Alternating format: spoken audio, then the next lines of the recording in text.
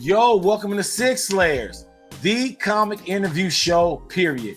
I'm Mike the Sig Slayer, chilling with Mark the Honorable Villain. What up, fam? What's up, Mike? Today we have one of the essential scribes of my favorite series, man, Hellblazer. I'm excited. Let them know who we got, man. Today we got writer Paul Jenkins joining us. But before we chat with Paul, please like, subscribe, hit the notification bell, and please comment. All right. Our next guest is the creator of the Sentry. He has written Hellblazer, the Inhumans, and Batman the Dark Knight. Ladies and gentlemen of the Stash Land, we bring to you writer Paul Jenkins. What's up, Paul? Hey guys, how you doing? I'm doing great, man. It's such an honor to have you here, Paul. We're going to just dive right on in. And since it's your first time joining us, Paul, we like to get your comic book origin story. In other words, how did you get your first gig in comics? And Paul, we know you wore many hats in this business. So what was your first job? My first job was with the Teenage Mutant Ninja Turtles, actually. I was a kid and I'd come over to the States and, you know, I met the guys from Mirage Studios who owned Ninja Turtles. You know, I met Kevin Eastman and Peter Laird and some of the artists there and a couple of people that worked in the office. And I was a musician, and they did an album cover for us. Actually, I've still got it somewhere. I could probably pull it out if I knew where it was. And you know, I was the problem with being a musician is you're really, you know, waiting on tables and stuff like that. And so literally, I have a kind of a cool story. I broke my leg playing football, soccer, and I couldn't play with a band for a while. And you know, and I sort of said to them, "Hey, listen, you know, guys, I know you're pretty busy. Do you need any help?" And they're like, "Yeah, we really need help because we sold the rights for a toy and it's starting to take off." So I was the third employee of the Ninja Turtles, and then suddenly it really exploded, and I was stuck right in the middle of it. I was a kid. Wow, so you're the third member of the Ninja Turtle crew. So you're like first generation Ninja Turtle crew. That's right. And so I went from there, you know, and you know, I was lucky as a writer, I think, because I was an editor and I was a publisher, and I was, you know, worked on the production side for like 6 or 7 years. We went from Ninja Turtles to a company called Tundra Publishing, which was really where we built out a lot of like really cool stuff. And then Tundra was winding down. I became an editor. I was the editor in chief of Tundra. Next thing you know, I was the editor in chief of a company called Majestic in Ohio. Didn't really like Cincinnati that much. It was, you know, the company didn't work. And so I came back to Massachusetts, and I had been working. Here's my second origin story involves Alan Moore, actually. I was over in Britain trying to recruit Alan to work for Majestic, but that wasn't going to happen. And I told him, man, you know, it's just early 90s. And I just didn't really like the quality of the books that were being put out. So I said to him, man, I see the way that you write, Alan, and I just feel like that's the way it should be done. What do you think? Should I give it a shot? And he said, why not? So I went to San Diego Comic-Con that year. And I asked the editor of Hellblazer if I could write Hellblazer, and I hadn't written anything. And he said, well, you can try out. And the next thing I know, I was the writer of Hellblazer. Oh, so we're going to delve into that, man, more. But before we move to that, I want to talk a little bit more about Kevin Eastman, because you spent quite some time with him. What was the main thing you learned from him with your experience?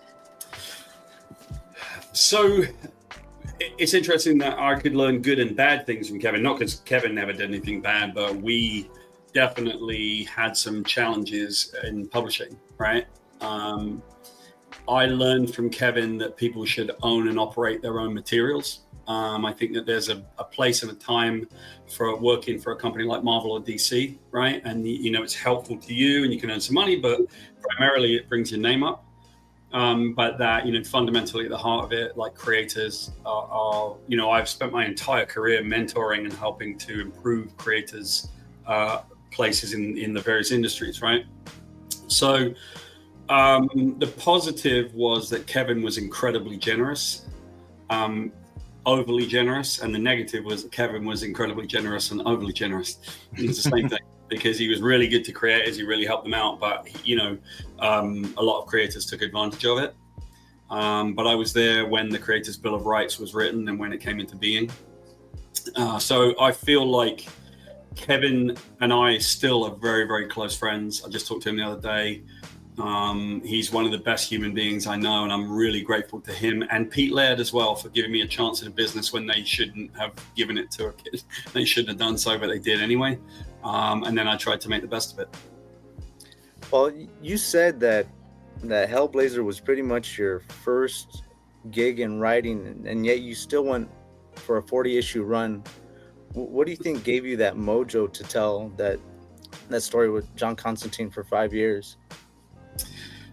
Because even then, I knew that I would tell my story and not Garth Ennis's story and not Jamie Delano's story and no one else's story. I had a really different approach from Garth. And I remember when I took over the title, and, you have to think back to when Jamie Delano was writing it. At a certain point, Jamie Delano gave up, and this kid called Garth Ennis ended up writing it, right? No one knew who Garth was, and Garth did fine. So then when someone actually said to me when I took over, they said, aren't you worried? Aren't you scared of taking over from Garth? I'm like, I've got lots of stories to tell. Now, my upbringing is really unusual. My brother and I were raised by a single mum in pretty severe poverty in the West Country of England and in the countryside. So Garth wanted to write about Catholicism, and he wanted to write about the devil, and he wanted to write about a lot of this stuff. I wanted to write about the magical landscape of the English countryside because I lived it. I lived in magic when I was a kid. And so I put that in my book instead. And Paul, this was your first collaboration, correct, with the longtime collaborator, Sean Phillips. Yeah. How did you two get paired up, and what was the work dynamic evolving over the years? Well, I'll tell you what, right? So how lucky was I? I mean, I got to... Sean was on the book because Eddie Campbell had written just 4 issues, and then Eddie found out that he didn't like doing it, right? But Sean had been assigned to the book, so I was lucky enough to be paired with Sean because Sean was on the book. I think I wrote 2 issues. My first 2 issues were in Australia, which I hadn't planned on doing. Yeah. And they just wanted me to get him out of Australia. I had a story to write. I was learning to be a writer. If you've got to imagine like being thrown into that, right? No one gets that opportunity. I mean, I'm thrown in, and I'm the writer of Hellblazer now, and I'm like, better swim, otherwise I'll sink. Well, how lucky was I that Sean was such a great storyteller that really quickly, I think probably within 3 issues, I began to realize that I was overwriting it, that I could write stuff and Sean would already have done the art, and that art was so much better than the words I'd put there. But I'd given him the tools to write, to draw something. I was very conversational in my scripts. Usually I made my scripts like a chatty kind of letter to the artist. And the thing I recognized really early was, well, there were 2 things. One is that I communicated with Sean. I wanted to know what Sean wanted to do, and I've always done that with every artist I've ever been involved with. I've always asked them, what do you want to draw? Which meant I had the confidence to kind of creatively adapt to the things that they wanted to do, right? The second thing was that once I realized that the art, I began to learn really quickly, that the art and the words mixed together are really what a comic is. So then I started pulling a lot of the words out of it because the story was already being told. And so part of it was me being smart, I think, and part of it was that I was lucky enough to get a guy that's so incredibly talented like Sean. Do you know that Sean doesn't really pencil his pages? He actually just kind of does a simple stick figure and then goes right to inks. So that amazing stuff you see isn't really penciled. Wow. Did not know that. Did not know that at all. A great segue and alley-oop here. Paul, you work with a who's who of Hall of Fame artists. Here's some to name a few: Jay Lee, Eddie Kubert, Bill Sienkiewicz, Mark Buckingham, David Finch, and Humberto Ramos. And I'm just naming some, okay? So no offense to all of the giants that you work with that I didn't mention. Does working with this caliber of talent hold any significance to you? Yeah, all the time. Yeah. There's an interesting part to this, right? This is sort of like behind the veil, right? Behind the curtain. I'm often surprised in comics that there are some people who don't care about the craft of comics. They're just talented, but they're not making a symbiotic kind of story. I've often amazed by writers, for example, that I meet, and they don't plan out their work, and they're just kind of winging it and chucking it out. And that surprises me, right? Because I think it's such a collaborative medium, and I think there's so much that you should be able to do together. So the first thing I would ever do would call an artist, and the first warning sign I'd ever get is if the artist didn't care and they didn't want to talk. Because I'm trying to give, like, you know how long it takes me to write a page? Maybe 15 to 20 minutes, half an hour. Do you know how long it takes them to draw a page? All day. So I always used to try and put it that I was giving them the thing that they wanted to do, because if they were engaged, it's actually what helped me be successful. If they're engaged with their work and they're happy to draw that page all day because it's something they like, then it makes me look good. So I could always creatively adapt to what the artist wanted, right?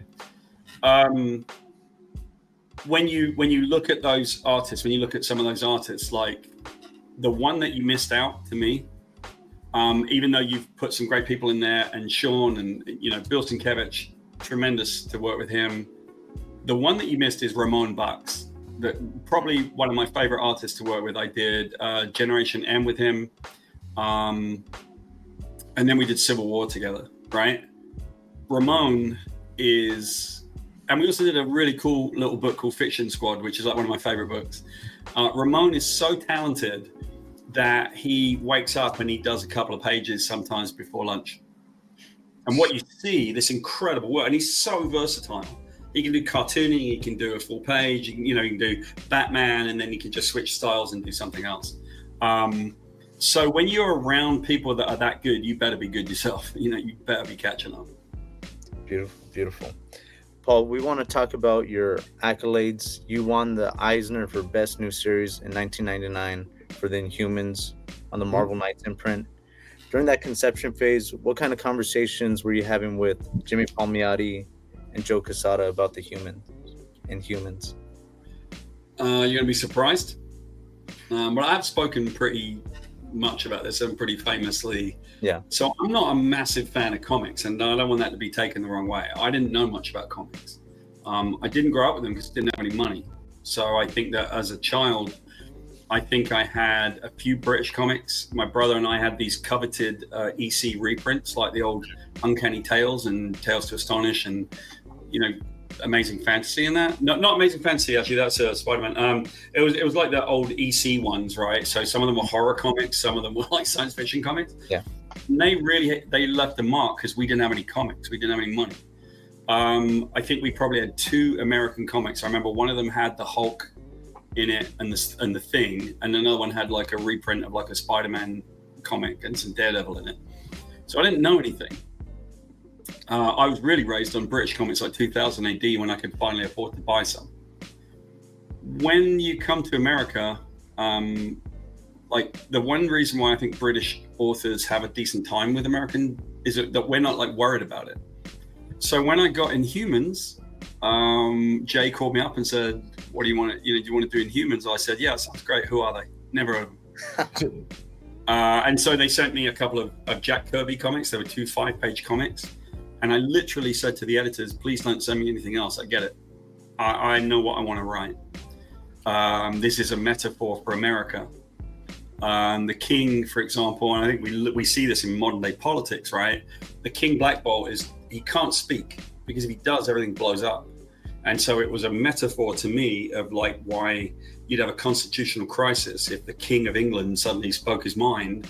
It would tear things up. We see it in politics now, right? The second story I wrote was about the children going into the Terrigen Mist, and it was a metaphor for puberty. The third one was about how the alpha primitives, which is really politically incorrect, they had been basically slaves, and then they'd been freed because at some point Marvel realized we can't really do that, but they were free but not free. So it was very much about the emancipation of Black America, free but not free. And so I could write all these things, and it just really resonated with people, and I was like, great, let's keep doing that. So I didn't know anything about the Inhumans when I took them over. Beautiful. Fantastic. Okay, so, switching gears to Wolverine Origin, which was a big hit. Lots of defining moments in Wolverine's history in that. What went into the process of developing Wolverine's early life? So a couple of things, right? When we finally decided to do it, or when we decided to do it, I was at Joe Quesada's first editorial conference, and I was talking to Bill Jemas, who was the publisher and president at the time. And Bill had just said to me, look, Paul, like, you're a pretty affable guy, so why are you grumpy right now? Why have you spent all morning, looking stroppy, right? And I said, well, it's going to be a question of whether or not you want me to actually tell you as a consultant. I'm here for a reason, right? So you want me to tell you? Do you want me to tell you something that you want to hear? And he said, to his credit, he went, I really do want to hear what you have to say. And I said, you're supposed to be the house of ideas, and every time someone suggests a good one, you say no. Right? That's what was happening, because everyone was so scared for their jobs, and they weren't like actually pushing buttons. And so, I talked to him, and I was talking with Bill, and I was like, you if I said, let's do the origin of Wolverine, you'd say no. And he's like, yeah, I don't understand that either, because he was a president, but he didn't understand that side of it. So he said, let's go talk to Joe. And we pitched it to Joe, and Joe said, you can't do that. And Bill said, why? And Joe said, I'll be honest with you, I have no idea why we can't do that. So it took Joe about 20 seconds. Then we pitched it to the editors, and it was just an uproar. And they said, no, you can't do that. No. And Joe and Bill stood there and said, you're not giving me a good reason why we can't. And this is what Bill Gemma said, to his credit. I'll never forget this. He said, up until this point, you've been told by marketing what to do. I don't want you to do that. You editors, I want you to make great stories and tell us what you're making so that we can sell it. And that lasted for the first 2 or 3 years of Marvel Knights. Then it changed, and then marketing was telling everybody what to do. I think, but it changed. But for 2 or 3 years, we could do anything. So in that, if you look at Wolverine Origin, it's divided into 2 sets. Is actually the first 3 issues and the second 3 issues. The first 3 issues are mine, very much, without much input. And in fact, it's a story of my childhood. The kid at the bottom of the hill that looks up the hill was me. I was a poor kid living in the family. We could play with the farmers' kids, but we couldn't go to their birthday parties, It was all about the class system of Great Britain. Then issue 1 came out, and it sold out on the first day worldwide. And I couldn't believe it. I was a bit annoyed, because I was like, that doesn't sound like a good thing to me, right? You should have printed 10 times as much, you still would have sold them, but they didn't. And then when the stakes were high, because they realized they had the best-selling book in like 10 years, that's when they started telling, we want this in it, we want that in it. And part of the reason that Joe was quite honest with me about, they thought that the film people would change the story and make their own story if they didn't establish what the origin was. And the fact is, we did the origin. We kind of messed around with the last 3 issues a little bit, trying to put too much in there. And the film people made their own version anyway. And somehow we went from the guy forgetting because he had PTSD to having an adamantium bullet in his head. Yeah. Like, I don't know what happened there. Okay, let's talk about Artie, Rosen, and the Sentry. Okay. What was the plan behind creating the mythical Artie Rosen, man? So I think people have to go back. I think the first thing you need to do is to kind of embellish a little bit and point out that we did a real big marketing campaign for the Sentry, right? Yeah. That the Sentry was supposedly this was the bit that wasn't true, right? That I had found an old file in the Marvel offices, and it had Stan Lee's name on it and a guy called Artie Rosen, who was an artist. And they were locked in the bottom of a cabinet or something, and I found them, and I leafed through them and went, wow, this is a cool character. Where'd this come from? And they found Stanley's unforgotten work, or his lost work, right? But Artie Rosen wasn't real. He wasn't. And so 2 or 3 months before this had all started happening, Wizard magazine had bought into the idea that we were going to make up a fake artist who created the Sentry with Stan, and it was published like 2 weeks before the first Fantastic Four book. So the idea was that the Sentry was there all along, because that was what was contained in the story, was that he was a contemporary of the Fantastic Four. He'd been Reed Richards' best man at his wedding, that he'd always been there, but everyone had forgotten him, and we were trying to make that real. And so Artie Rosen, the picture in Wizard magazine of Artie was actually a picture of Joe's wife's grandfather in his naval uniform. And Artie Rosen was made up. It was a name that was made from 2 old letterers, Joe Rosen and Artie Simic. Yeah. And so I just put the 2 of them together and made Artie Rosen, because it sounded like a guy from the Golden Age, didn't it? Right? It sounded perfect. And we said he was the original artist behind the Sentry. And people kind of loved it. They forgave us for making up that story, because they realized that fake marketing program actually reflected the way that the story went of the Sentry. So it ended up working out. Yeah. Paul, with your huge resume, we want to know, you're the founder of Meta Studios. What motivated you to create a studio company?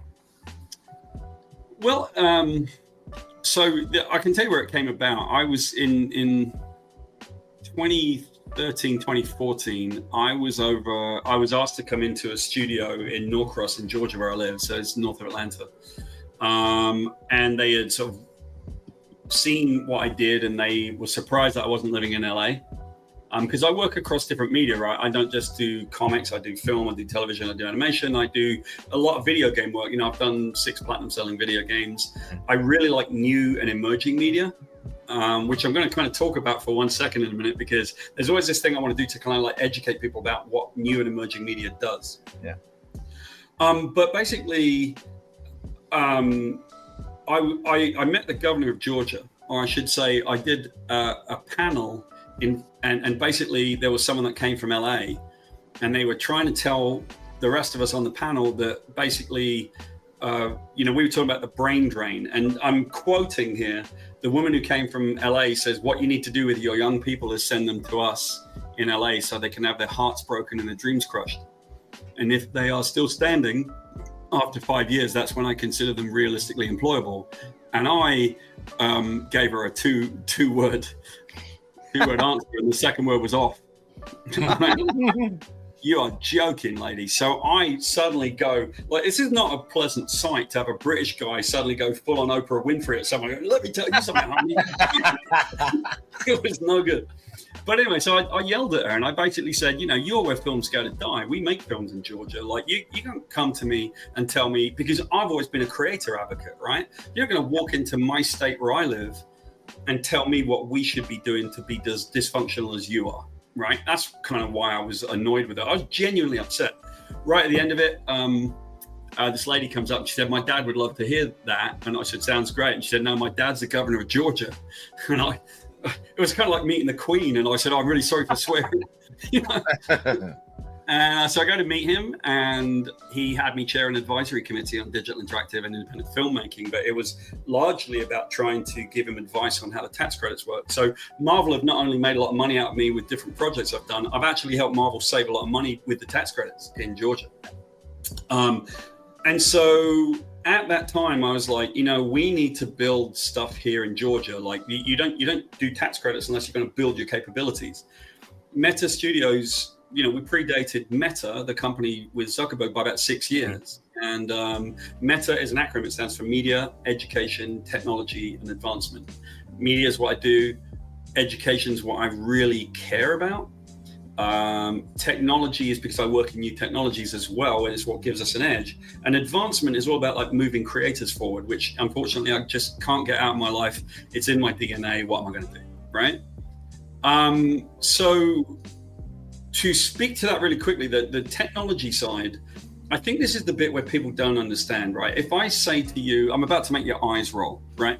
If I say NFT, you're like, ugh.